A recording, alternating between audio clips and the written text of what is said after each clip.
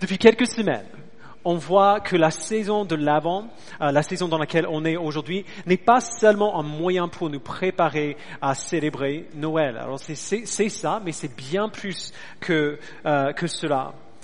On a vu que dans la Bible, le peuple de Dieu vivait des cycles répétés d'attente et d'accomplissement. Le peuple attendait en Égypte avant d'être libéré de l'esclavage. Ils attendent dans le désert avant que Dieu leur donne la terre promise. Ils attendent en exil avant de retourner à Jérusalem. Ils attendent 400 ans avant que Dieu envoie le Messie qu'il avait promis, le Sauveur. Et c'est ce qui est bien sûr la raison pour laquelle on fête Noël. On a vu que nous aussi, chrétiens du 21e siècle, nous attendons le retour de Christ, le jour où il renouvellera toutes choses. Et donc, depuis 2 semaines, on parle de comment on attend dans les temps de crise, dans les temps de souffrance, dans les temps de difficulté. On a parlé pas mal de l'exil du peuple d'Israël en Babylone et en Assyrie. Comment il suppliait Dieu de les secourir de cet esclavage-là, de cet exil. Mais on n'a pas encore parlé de comment on attend quand on n'est pas en temps de crise, quand on n'est pas en souffrance, quand les choses vont plutôt bien. On n'a pas encore parlé de ce à quoi ressemble vraiment la vie normale en exil. La Bible nous dit que nous sommes encore en exil, nous attendons notre patrie, nous attendons le retour de Christ et la terre promise, les nouveaux cieux et la nouvelle terre. Donc aujourd'hui, on est en exil, mais on ne dirait pas parfois. Notre vie continue sa route, notre vie est plutôt normale aujourd'hui. Et donc on ne sait pas encore exactement à quoi ça ressemble la vie d'attente normale dans les jours ordinaires. Dans nos esprits, attendre, c'est presque toujours un acte passif. Okay? On reste à côté du téléphone, on attend qu'il sonne. On reste dans une queue, on attend son tour. C'est horrible, mais on le fait. On reste à la maison et on attend que les invités arrivent. Dans la vie, on voit que ces périodes d'attente du peuple de Dieu ne sont jamais censées être des périodes où on reste là à ne rien faire en disant « Mais où est Dieu? Je sais pas où il est, je sais pas quand il va arriver, et ainsi de suite. » Au début de l'évangile de Luc, on voit 2 exemples excellents de gens qui attendent comme il faut. Donc après la naissance de Jésus, ses parents, Marie et Joseph, l'ont amené dans le temple pour qu'il passe par le rite de purification par lequel tous les garçons juifs devaient passer. Et dans le temple, à ce moment-là, il y a 2 personnes. Il y a un homme déjà qui s'appelle Siméon. Donc je vais le mettre sur l'écran dans Luc 2, 25. Or, il y avait à Jérusalem un homme appelé Siméon. Cet homme était juste et pieux. Il attendait la consolation d'Israël et l'Esprit Saint était sur lui. Alors Luc nous dit que pendant que Siméon attendait la consolation d'Israël, c'est-à-dire la venue du Messie, il était juste et pieux. Ça veut dire qu'il s'était donné à la connaissance de l'Écriture et à l'obéissance à la parole de Dieu. Il connaissait la parole et il vivait la parole. La deuxième personne qu'on voit dans le chapitre de Luc, c'était une vieille femme qui s'appelait Anne. Et dans le cas d'Anne, Luc est encore plus explicite que ça. Au verset 37 du même chapitre, il dit « Restée veuve et âgée de 84 ans, elle ne quittait pas le temple. Elle servait Dieu nuit et jour dans le jeûne et dans la prière. » Pardon. Et donc voici l'idée. Siméon et Anne attendaient tous les deux que le Messie vienne. Ils attendaient la consolation d'Israël et ils attendaient comme tout le monde depuis très longtemps. Ils ne savaient pas à quel moment il allait arriver. Mais ils n'attendaient pas de manière passive. Ils n'attendaient pas à rien faire. Ils attendaient activement. Ils s'étaient entraînés dans ce que signifie attendre fidèlement. Simeon était juste et pieux, ce qui n'arrive pas comme ça. Il y a du travail à faire avant d'en arriver là. Et Anne passait tout son temps à louer le Seigneur, à jeûner et à prier. Ils attendaient, mais leur attente était tout sauf passive. Et donc c'est ça qu'on va voir aujourd'hui. Ce qu'on est appelé à faire pendant qu'on attend le retour de Christ pour nous préparer pour son retour. Et pour cela, on va être dans 1 Timothée 4. Donc si vous avez ce passage, vous pouvez aller. Souvenons-nous juste de ce qui se passe dans ce texte, dans 1 Timothée 4. Ça ne devrait pas être trop difficile. On était dans 2 Timothée il y a quelques semaines. Le contexte est assez similaire. Paul écrit à son jeune protégé, son jeune apprenti, Timothée, qui est maintenant pasteur de l'église d'Éphèse, donc une église que Paul lui-même a implantée. Il écrit cette première lettre parce qu'il y a quelques soucis dans l'Église que Timothée doit gérer, notamment des faux enseignants qui essaient de s'infiltrer dans l'Église et prêcher un faux évangile. Et donc Paul répond à ces soucis avec des conseils pour Timothée concernant comment le gérer. Mais comme d'habitude, Paul ne donne pas simplement des conseils. Il parle aussi à Timothée de sa foi à lui, de comment entretenir sa foi, de comment il peut prendre soin de lui-même, de sa propre âme, dans ce contexte conflictuel. Il commence le chapitre 4 en parlant des faux enseignants qui se manifestent dans l'église de Timothée et qui imposent des règles d'ascétisme que la Bible ne donne jamais. Il rappelle à Timothée de pourquoi l'Évangile nous libère de ces choses-là. En tant que chrétien, on a beaucoup de liberté pour prendre plaisir dans les choses que Dieu nous a données, que Dieu a créées, pourvu qu'on les fait dans le cadre que Dieu nous a donné, comme il a prévu. Puisque Christ a accompli la loi et il est mort pour son peuple, on n'est pas sauvé par les œuvres de la loi, on n'est pas sauvé par l'ascétisme, mais par la grâce, par le moyen de la foi seule. Et donc Paul dit au verset 6, et c'est là où on va commencer notre lecture, en exposant cela, donc c'est la vérité de l'Évangile, en exposant cela aux frères et sœurs, tu seras un bon serviteur de Jésus-Christ, nourri des paroles de la foi et du bon enseignement que tu as fidèlement suivi. Et donc, au verset 6, on voit notre premier grand point. Timothée a été nourri des paroles de la foi et du bon enseignement. Il a appris à bien connaître sa Bible, pour le dire simplement. Il a tellement bien appris sa Bible qu'il peut enseigner la Bible à d'autres. Il peut exposer ses vérités aux frères et sœurs. Alors, je vais dire quelque chose qui sera peut-être choquant pour certaines personnes ici. Apprendre, ça prend du temps. C'est pas quelque chose qui arrive du jour au lendemain. On aimerait tellement que ce soit le cas, mais ce n'est pas le cas. Entendre, il faut pas longtemps pour entendre. Comprendre, peut-être un petit peu plus de temps, mais quand même, c'est plutôt rapide la plupart du temps. Mais apprendre, se former pour faire quelque chose prend du temps. Et plus le sujet est complexe, et plus ça prendra du temps pour l'apprendre.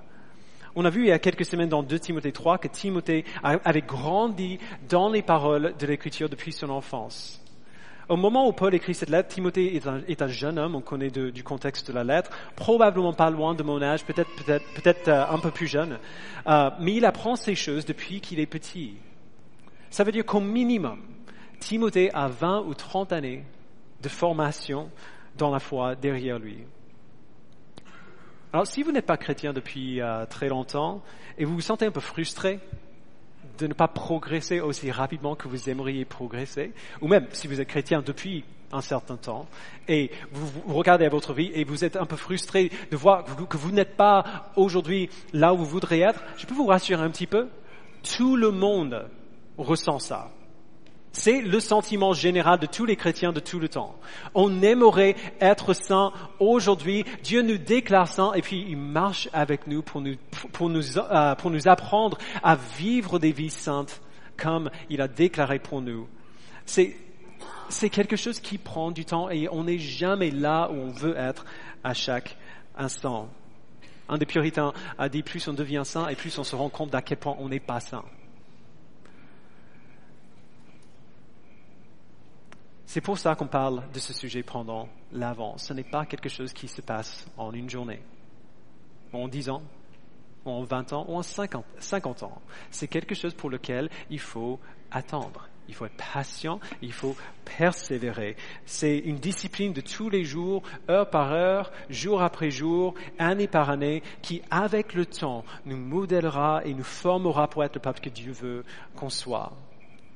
C'est notre vie pendant notre exil, pendant que nous attendons. Alors, en quoi consiste cette vie? Paul donne un commandement négatif et un commandement positif. Alors, on va commencer par le négatif parce que c'est là où Paul commence. Début du verset 7, il dit « Rejette les contes profanes de vieilles femmes ». Alors, pause. Que ce soit bien clair, Paul n'a rien contre les femmes. Okay, c'est une expression qui existe en anglais aussi d'ailleurs, si vous parlez anglais, Old Wives' Tale. Vous avez entendu cette expression-là, ça existe pour nous aussi.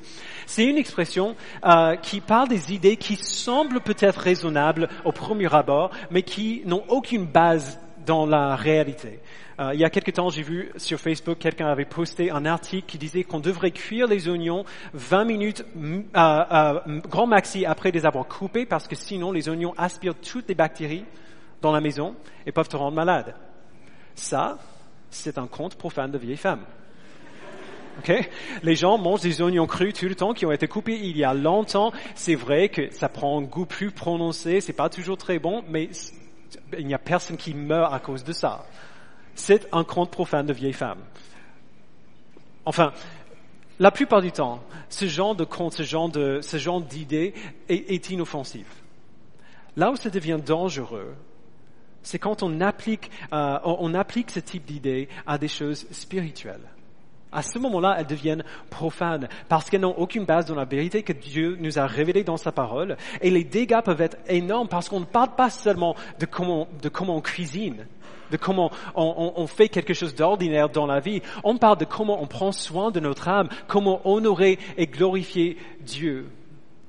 Et malheureusement, il y a des milliers de ces mythes profanes qui flottent dans des cercles chrétiens tout le temps. Tout le temps. Un exemple. Certains vont se dire, certains peut-être même d'entre vous ici, vont se dire, j'ai pas besoin de passer du temps à lire toute la Bible, j'ai pas besoin d'étudier et d'apprendre la doctrine biblique parce que j'ai le Saint-Esprit et il me donnera tout ce qu'il me faut. Alors, il n'y a personne qui va dire ça. J'ai pas besoin de lire la Bible. On sait que les chrétiens lisent leur Bible, mais de manière pratique, genre dans les faits, c'est comme ça qu'on fonctionne. Assez souvent. Ces gens s'assoient pour prier et ils disent Saint-Esprit, parle-moi. Et ils attendent que le téléchargement commence. Ils attendent. Peut-être ils ouvrent la Bible au hasard pour voir s'il y a un verset qui saute aux yeux. Si ça marche pas, ils vont mettre de la louange chrétienne en arrière-plan pour mettre l'atmosphère. Ils vont baisser les lumières peut-être un petit peu, allumer des bougies, je sais pas. Et une fois qu'ils commencent à ressentir quelque chose, ils pensent que l'Esprit fait son œuvre. Ça, frères et sœurs, c'est un conte profane de vieilles femmes. C'est agir selon un mythe profane. Ce n'est pas comme ça que ça marche. Ça, c'est tout aussi erroné que ceux qui disent qu'ils n'ont pas besoin de demander à l'Esprit de leur parler parce qu'ils ont la Bible. On peut faire exactement le contraire et c'est aussi dangereux. Si on voit comment la Bible décrit la croissance dans la maturité chrétienne, ce n'est presque jamais en termes d'œuvre radicale et d'extraordinaire de l'Esprit, où il descend et nous donne un boost de puissance d'un coup et on part de ce moment nourri. On lit la Bible. Oui, on lit tous les mots de la Bible, de la première page jusqu'à la dernière. Et l'Esprit œuvre à travers la lecture régulière de sa parole pour nous changer lentement et progressivement. Et de temps en temps, il fait quelque chose d'exceptionnel qu'on n'attendait pas. J'ai entendu quelqu'un donner cet exemple, et si vous lisez régulièrement votre Bible, vous avez sûrement eu des expériences similaires. Moi, ça m'est arrivé il y a quelques semaines. Je lisais ma Bible, et dans mon plan de lecture de ce jour-là, on était dans le livre de Daniel. Si vous connaissez le livre de Daniel, vous savez que la première moitié est géniale. Dans le sens, il y a juste plein d'histoires qu'on aime bien. La fosse au lion, les trois amis dans la fournaise ardente et tout ça. C'est le genre de choses qu'on aime bien quand on lit le livre de Daniel. La deuxième moitié du livre, par contre, est vraiment bizarre. Est vraiment, vraiment bizarre. Même pour l'Ancien Testament. Je sais pas si vous le savez, que la deuxième moitié du livre de Daniel est écrite dans une autre langue. L'Ancien Testament est écrit en hébreu, la deuxième moitié du livre de Daniel est écrit en araméen. Sans aucune explication de pourquoi il existe comme ça. C'est juste, c'est quelque chose qui arrive. Il y a des théories, on va pas en venir, mais ce matin en question, j'étais dans la partie bizarre. Dans Daniel 8, Daniel reçoit une vision, sans blague, d'une licorne. Alors, il ne dit pas ce mot-là, mais c'est une licorne. Sauf que ce n'est pas une licorne normale, genre un cheval avec la corne qui sort de son front. C'est un bouc avec la corne qui sort de son front. Donc, la bouc licorne tabasse un bélier avec sa corne. Et plus tard, cette corne tombe. Il y a 4 autres cornes qui sortent de sa tête. Et à un moment donné, d'une de ces cornes, il y a une petite corne qui pousse et qui devient très grande. Et c'est la fin de la vision. On est d'accord? C'est bizarre. C'est une histoire qu'on n'attend pas à voir dans la Bible. Et ça, c'était mon temps dans la Bible ce jour-là. C'était ma lecture de la journée. Je serai honnête avec vous, Daniel 8 n'a pas fait grand-chose pour nourrir mon âme ce matin-là. Je n'ai pas reçu un téléchargement de l'esprit ce matin. Bien sûr, il y a du sens dans cette vision-là. Toute la Bible est utile pour enseigner et profitable pour nous. Et donc, on devrait essayer de comprendre ce qui se passe là. Mais ce matin-là, en lisant, il n'y a pas grand-chose qui s'est passé en moi. Le lendemain matin, par contre, j'étais dans le chapitre 9. Donc, Daniel, c'est juste après la vision. Daniel est en train de flipper, c'est normal. Et donc, il prie que Dieu l'aide à comprendre la vision qu'il a reçue.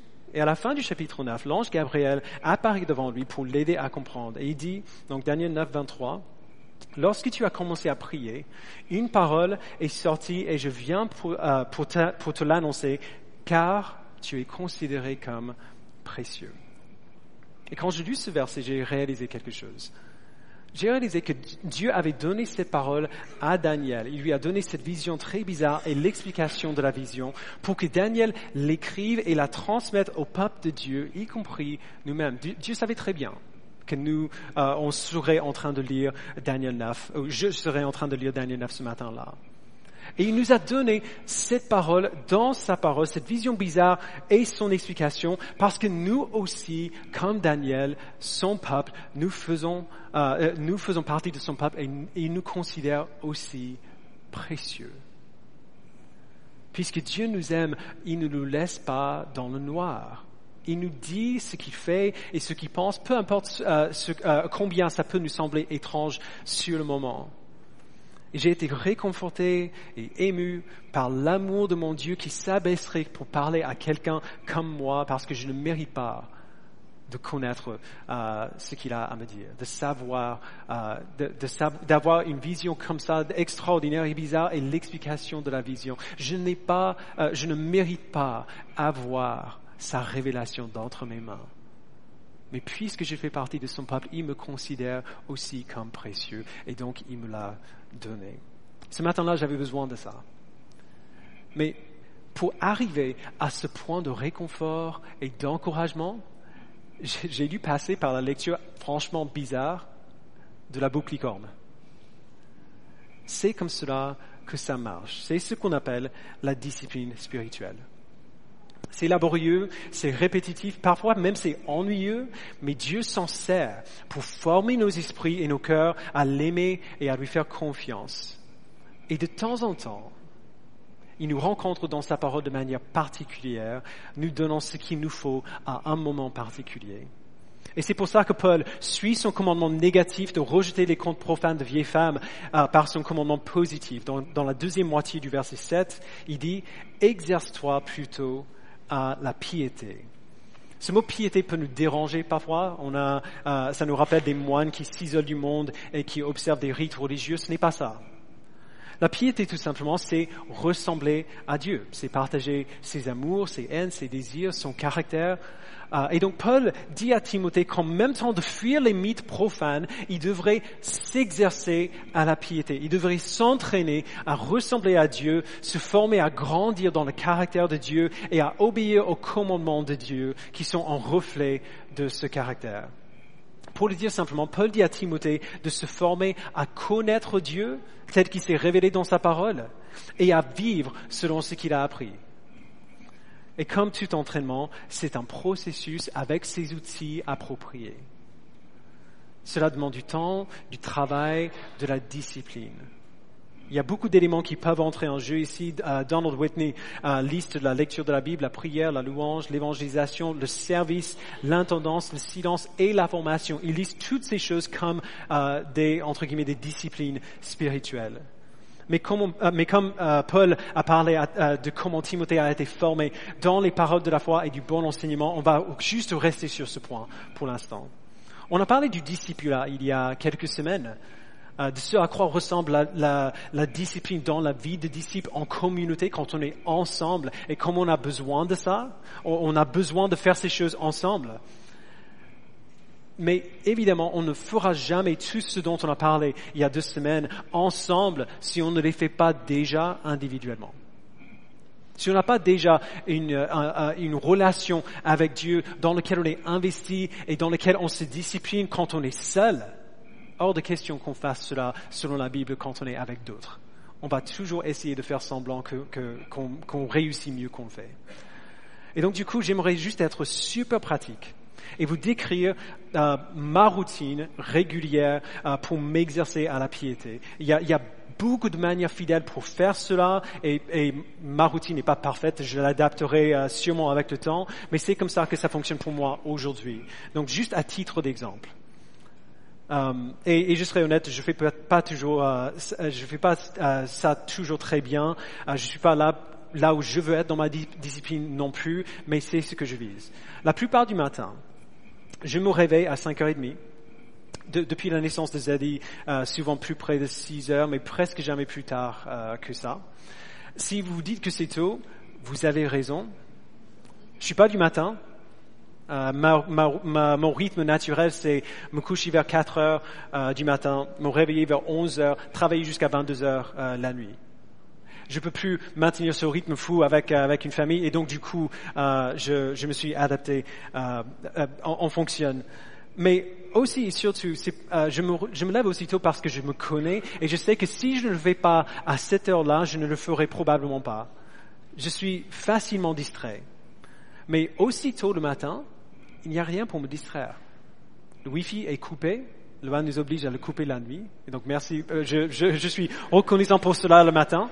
Le Wi-Fi est coupé, mon ordi est éteint, mon portable est éteint aussi.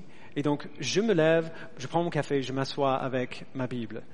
Je n'ai pas un livre de méditation, je n'ai pas de commentaires, même pas une Bible d'études avec moi, mais seulement la Bible. Tous ces outils théologiques peuvent être utiles, mais ce sont des paroles sur Dieu, par les paroles de Dieu. Et donc, je lis ma Bible dans laquelle Dieu lui-même nous parle. Et oui, parfois c'est difficile parce que je suis fatigué, mais je lis ma Bible, je prends des notes et puis je reviens sur ce que j'ai lu et je prie en réponse à cela, même si c'est la vision de la boucle licorne de Daniel. Après ça, je réfléchis à la journée devant moi et je prie pour la journée, les réunions que j'aurai ou la préparation à la prédication ou les journées, le temps avec la famille. Quand j'ai fini tout cela, c'est l'heure de m'habiller et de me préparer pour que je puisse aller réveiller les enfants. Alors assez souvent en ce moment, Zadie se réveille plus tôt que ça et m'interrompt et donc il faut s'adapter en fonction. Une fois que les enfants sont réveillés, c'est parti. La journée commence et pendant la journée, j'ai des centaines d'occasions à obéir à Dieu ou à désobéir à Dieu. Il y aura des moments où les gens m'énervent et donc je pourrais choisir de leur parler avec patience et douceur ou alors d'être dur avec eux. Il y aura des moments où je suis fatigué au travail et donc je pourrais choisir de persévérer et de travailler du mieux possible pour Dieu ou d'aller sur YouTube pendant 4 heures et regarder les gens tomber par terre. C'est ça que j'aime bien regarder sur Facebook et donc vous savez combien c'est facile d'être distrait. Il y aura des moments où j'aurai l'opportunité d'être généreux ou d'être égoïste, de nourrir des pensées pécheresses ou de tourner mon esprit aux choses de Dieu. Et pendant ces moments-là, tout est discipline. La discipline ne s'arrête pas quand je ferme ma Bible le matin. Dans ces moments-là, on doit faire l'effort pour obéir au commandement de Dieu dans les plus ordinaires des situations. Quand j'ai fini mon travail, je commence mon trajet de retour à la maison et en route, je prie pour la soirée devant moi parce que honnêtement, je ne sais pas ce qui m'attend.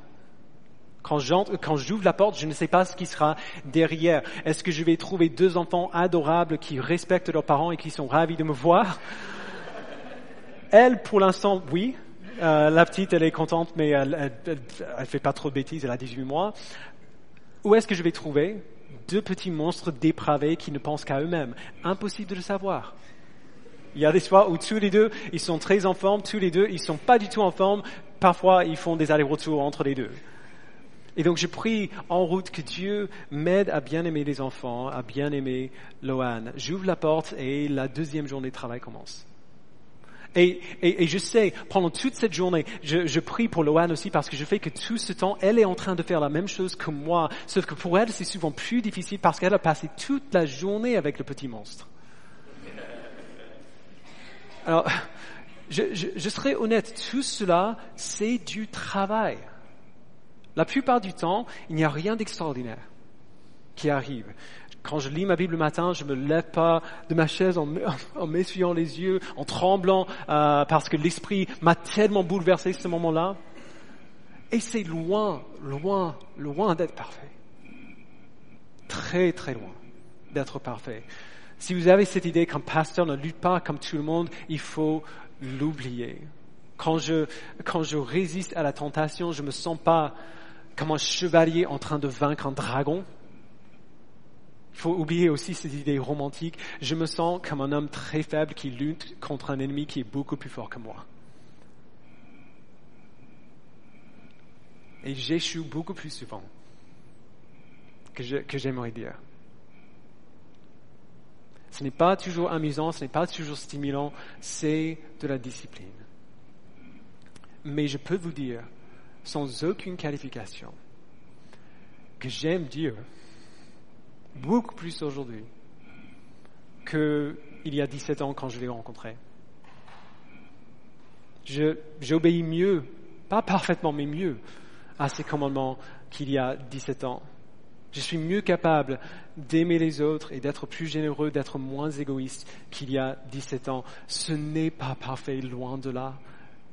Mais quand je regarde à qui j'étais il y a 17 ans et à qui je suis maintenant, il n'y a pas photo. Il n'y a pas photo.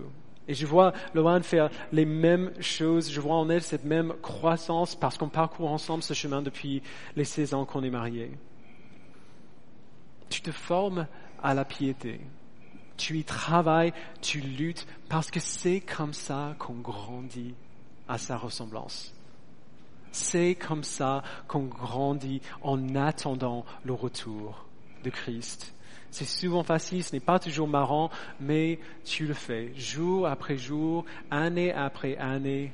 Et puis, un jour, dans 10 ans, tu te réveilleras et tu réaliseras qu'en fait, tu es mieux dans ta foi et que ça s'est passé sans même que tu t'en rends compte. Tu te trouveras plus capable de conseiller les autres selon la parole de Dieu et tu vas te surprendre. Genre, quand est-ce que j'ai appris ça? Genre, ça va sortir de ta bouche et, ah oui, c'est vrai en fait. Tu seras capable de réfléchir à toute l'histoire de la Bible et d'apprécier pourquoi les auteurs du Nouveau Testament font toujours référence à l'Ancien. Tu te surprendras en réagissant avec patience à quelque chose qui t'aurait rendu fou de rage il y a 10 ans. Tu te trouveras réconforté et reposé au milieu d'une situation qui t'aurait fait tomber dans un trou d'anxiété et de crainte il y a 10 ans. Un jour, tu te réveilleras et tu réaliseras que tu ressembles plus à Jésus-Christ maintenant qu'il y a 10 ans et que ça s'est passé sous ton nez. Frères et sœurs, c'est ça, s'exercer à la piété. C'est ça la vie chrétienne. Mais voici la question. Si ça demande vraiment autant de travail que ça, si ça demande vraiment autant d'efforts, pourquoi est-ce que ça en vaut la peine? Vraiment, est-ce que le résultat est aussi bénéfique que ça? Au début, on a parlé de Simeon et d'Anne. Ces deux personnes qui attendaient activement de voir le Messie. Il y a un moment très beau dans Luc 2 où Simeon, cet homme juste et pieux qui attendait le Messie, le voit enfin. Luc nous dit que l'Esprit avait promis à Simeon qu'il ne mourrait pas avant de voir le Messie de ses propres yeux. Et puis Marie et Joseph amènent le bébé dans le temple et Simeon le voit et il sait. Il sait que c'est lui. Il sait que c'est lui le Messie qu'il attendait de voir. Et donc on voit une image ici, une très belle image d'un homme qui avait bien fini sa course, qui est arrivé à la fin de sa vie et il le sait très bien. On pourrait imaginer que savoir que tu vas bientôt mourir serait déprimant, mais c'est pas ça qu'on voit dans Simeon à ce moment. Il prend le bébé dans ses bras, il bénit Dieu et il dit, donc Luc 2, 29, « Maintenant Seigneur, tu laisses ton serviteur s'en aller en paix, conformément à ta promesse, car mes yeux ont vu ton salut, Salut que tu as préparé devant tous les peuples, lumière pour éclairer les nations et gloire d'Israël, ton peuple. Toutes ces années de discipline et d'attente, d'entraînement dans la piété ont amené Simeon à ce moment où il pouvait enfin se réjouir de ce qu'il avait entendu. Et c'est ça que Paul exprime à Timothée dans les versets 8 à 10. Donc lisons encore à partir du verset 7, on va lire jusqu'à la fin du passage. Rejette les contes profanes de vieilles femmes, exerce-toi plutôt à la piété. En effet, l'exercice physique est utile à peu de choses, tandis que la piété est utile à tout, car elle a la promesse de la vie présente et de la vie à venir. Voilà une parole certaine, digne d'être acceptée sans réserve, si dans cette perspective, en effet, que nous travaillons et que nous nous laissons insulter parce que nous avons mis notre espérance dans le Dieu vivant, qui est le sauveur de tous les hommes, et en particulier des croyants. Frères et sœurs, si tout ce qu'on dit aujourd'hui vous semble comme beaucoup de travail, vous avez raison. C'est beaucoup de travail, mais c'est du travail qui a un but. Et si vous voulez savoir à quel point ce but est important, regardez à l'exemple que Paul donne de l'exercice physique. Alors, peu importe combien je n'aime pas le dire, je ne peux pas disputer que l'exercice physique, bien manger, c'est utile. C'est bon pour le corps. Okay? On se sent mieux, on est plus fort, sa qualité de vie en général s'améliore. Mais, et c'est là où j'aime bien ce que Paul dit ici, peu importe combien on fait de l'exercice physique, vous allez quand même vieillir. Vous avez vu Schwarzenegger aujourd'hui? Il va plutôt bien, mais par rapport à ce à quoi il ressemblait il y a 30 ans, des choses ont changé un petit peu. À partir d'un certain moment, peu importe combien vous faites du sport, vous mangez bien, vos muscles vont commencer à devenir comme des éponges. Il y a des choses qui vont commencer à tomber, il y a des rides qui vont commencer à apparaître. Vous arriverez au point où même dormir va faire mal. Genre vous vous réveillez le matin et vous avez l'impression d'avoir couru en marathon. L'exercice physique est utile, mais son utilité est limitée. Il y aura un moment où peu importe combien vous avez fait de sport, vous allez mourir. Son utilité a ses limites. Mais ce n'est pas ainsi pour l'exercice de la piété. Paul dit, l'exercice physique est utile à peu de choses, tandis que la piété est utile à tout, car elle a la promesse de la vie présente et de la vie à venir. Si je peux le dire juste un petit peu différemment, pendant que nous vivons sur cette terre, la vie chrétienne, c'est l'entraînement pour le paradis.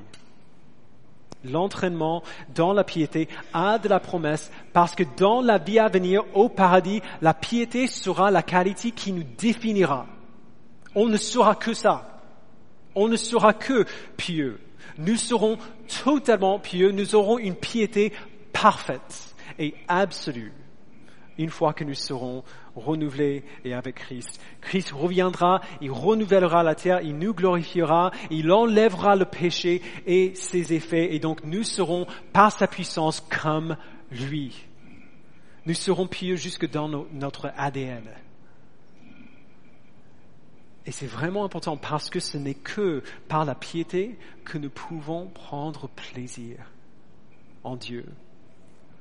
Quand Christ reviendra pour nous renouveler, nous pourrons enfin prendre plaisir en ce que nous avons désiré sans même le réaliser, la gloire de Dieu. Et nous prendrons plaisir en sa gloire parce qu'on est créé pour sa gloire. Seulement des gens qui ressemblent à Dieu aiment cette gloire et nous sommes créés pour lui ressembler. Et donc, pendant qu'on attend le retour de Christ, on s'exerce à la piété. Pourquoi? Parce que Paul dit, nous avons mis notre espérance dans le Dieu vivant. Et on ne peut pas espérer en ce qu'on ne connaît pas. On ne peut pas espérer en ce qu'on est incapable d'imaginer. On ne peut pas prendre plaisir à l'idée des vacances à la mer si on n'a aucune idée de ce que c'est. Si on n'a jamais vu de photos de la mer, si personne ne nous a décrit à quoi ressemble la mer en été, on ne peut pas prendre plaisir à l'idée de prendre des vacances à la mer parce qu'on ignore totalement. On peut se préparer peut-être pour quelque chose, on peut peut-être avoir une anticipation vague de quelque chose qui est bon, qui va arriver, mais on ne ressent pas le plein plaisir de cette anticipation-là. On ne peut pas se préparer pour quelque chose si on n'a aucune idée de ce que c'est. Et donc, on apprend à connaître Dieu et on apprend à lui ressembler parce que c'est lui notre espérance. C'est lui le but final. Dieu lui-même est la grande promesse du paradis.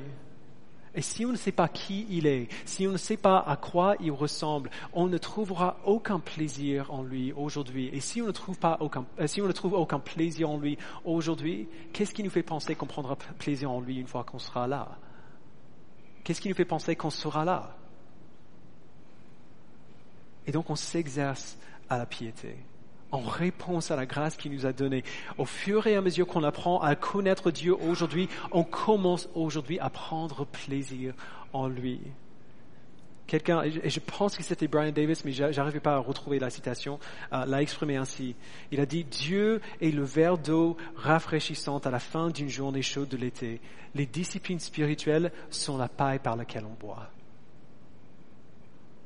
Nous avons soif de Dieu et nous voulons plus de Dieu et nous apprenons la joie de le connaître à travers des disciplines ordinaires, de connaître sa parole, de prier sa parole et de vivre sa parole individuellement et ensemble. Alors frères et sœurs, rejetez les contes profanes de vieilles femmes. Rejetez ces idées de la vie chrétienne qui semblent peut-être logiques, mais qui n'ont aucune base dans l'Écriture. Exercez-vous plutôt à la piété. Le seul moyen qu'on a pour rejeter ces mythes profanes, ces contes profanes, c'est de se nourrir de la foi, des paroles de la foi et du bon enseignement et de les suivre fidèlement. Parce que sinon, on sera incapable de dire ça, c'est un conte profane, ça, c'est la vérité. Et donc, apprenez à connaître votre Bible. Apprenez à bien connaître votre Bible. Toute la Bible. Lisez la Bible du début à la fin. Ne vous inquiétez pas s'il faut du temps pour le faire. Ne vous inquiétez pas si c'est difficile. Soyez patients, persévérez, apprenez ensemble. Et puis, vivez ce que vous apprenez. Vivez ce que vous apprenez. Obéissez à la parole que vous connaissez. Exercez-vous à la piété. Apprenez à connaître Dieu tel qu'il s'est révélé dans la Bible et à vivre selon ce que vous connaissez. Devenez de plus en plus semblable à Christ par son esprit, de plus en plus étranger à ce monde brisé. Et faites tout cela pour prendre plus plaisir en Dieu ici et maintenant.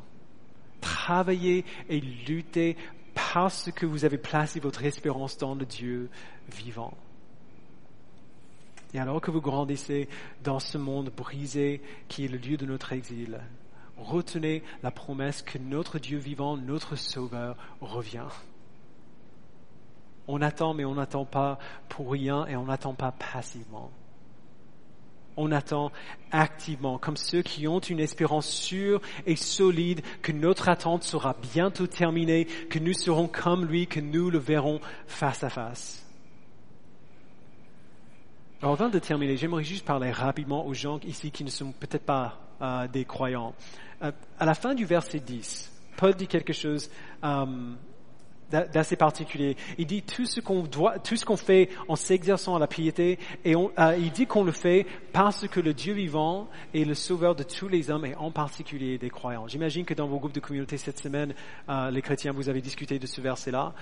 J'aimerais juste expliquer très rapidement ce que ça veut dire. Ce que Paul entend par là, c'est finalement très très simple. Il veut dire qu'il y a un sauveur pour tous les hommes. Un seul sauveur pour toute l'humanité. Il n'y a pas d'autre salut qui nous est offert. Nous avons tous rejeté Dieu, nous nous sommes tous détournés de lui et par conséquent, nous sommes tous sous sa juste condamnation. Mais puisque Dieu aime son peuple, il a donné un sauveur, Jésus-Christ. Il a envoyé son Fils vivre une vie parfaite à notre place et prendre la punition de son peuple à notre place, afin qu'on soit déclaré juste parce qu'il a été juste pour nous. Christ est le sauveur de tous les hommes parce qu'il est le seul sauveur pour les hommes. Si nous le rejetons, nous rejetons la seule espérance que nous avons. la seule espérance possible pour nous. Mais si nous plaçons notre foi en lui, il devient non seulement le sauveur de l'humanité, mais notre sauveur. Il n'est pas juste le sauveur de manière générale, il est mon sauveur. Il est mon roi, mon Jésus-Christ.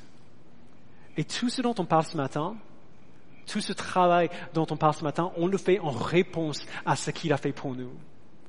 On ne le fait pas pour gagner son approbation, pour gagner sa grâce, pour gagner sa faveur. On le fait parce qu'on a reçu ce cadeau tellement merveilleux de sa part. Et donc, à partir de ce moment-là, on n'imagine pas faire autre chose. Dieu nous a promis la joie éternelle en sa présence parce qu'il nous rendra comme lui. Nous voulons tous être heureux. Sans aucune exception. Nous voulons tous être heureux, comme Pascal a fameusement dit. Il y a une source de joie éternelle qui nous est offerte. On est tous créés pour connaître Dieu et pour trouver la joie parfaite et éternelle en lui. Et donc, si vous ne connaissez pas Christ ce matin, je vous invite à faire la même chose que nous tous. Il n'y a pas un appel pour les chrétiens et un appel séparé pour les non-chrétiens. Je vous invite à faire pareil que nous tous, à vous approcher de Dieu, de Dieu comme on le trouve dans la Bible et à apprendre à le connaître dans la Bible. Laissez-le vous dire pourquoi vous existez. Laissez-le vous dire pourquoi il vous a créé comme il a fait. Et faites-lui confiance que si vous le suivez, votre joie ne va pas durer seulement aussi longtemps que vous serez vivant, mais pour toujours, parce que vous serez avec lui la seule source de votre joie éternelle et vous serez comme lui. Ce qui veut dire que tous ces bienfaits pour son peuple, vous serez en mesure de les apprécier pour toujours, avec tous ses enfants, avec tout son peuple. Je vous invite à prier avec moi.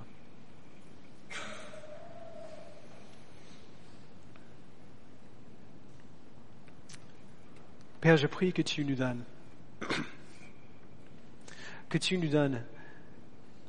de nous rappeler constamment de l'Évangile, de ne pas nous laisser écarter par les contes profanes qui semblent peut-être logiques, mais qui n'ont aucune base dans ce que tu as révélé pour nous. Donne-nous, Père, de nous exercer plutôt à la piété. Donne-nous de voir que la piété, le fait de vivre selon ce que tu nous dis dans ta parole, de te ressembler dans ton caractère et tes désirs, la piété est utile à tout. Donne-nous de voir la promesse qu'elle a dans la vie présente et dans la vie à venir. Donne-nous, Père, de travailler dans cette perspective-là, de souffrir même pour cela, puisque nous avons mis notre espérance en toi, le Dieu vivant. Merci, Père, d'avoir envoyé ton Fils pour être notre Sauveur. Et merci, Père, de nous avoir attirés à lui. Merci de nous avoir attirés et convaincus et nous avoir ressuscités d'entre les morts, afin qu'on voie, Père, ce qu'il a fait pour nous, afin qu'on voie et qu'on croie. Je prie, Père, pour nous tous, que tu nous donnes, si nous croyons en toi, si nous avons la foi en toi, donne-nous de croire plus. Donne-nous d'être tellement convaincus qu'on ne peut pas imaginer ne pas faire ce travail. Et Père, pour ceux qui ne te connaissent pas, je prie que tu fasses pour eux ce que tu as fait pour nous. Que tu ouvres leurs yeux, que tu les convainques même sans répondre à leurs questions. Que tu les convainques par ces nouveaux désirs que tu fais naître en eux. Que tu existes, que tu as envoyé ton Fils, et que s'ils se tournent vers toi, se repentent de leurs péchés et placent leur foi en toi comme nous avons tous fait, ils seront à toi et tu seras à eux pour toute l'éternité avec tout ton peuple. Merci, Père, au nom de Jésus-Christ, nous le prions. Amen.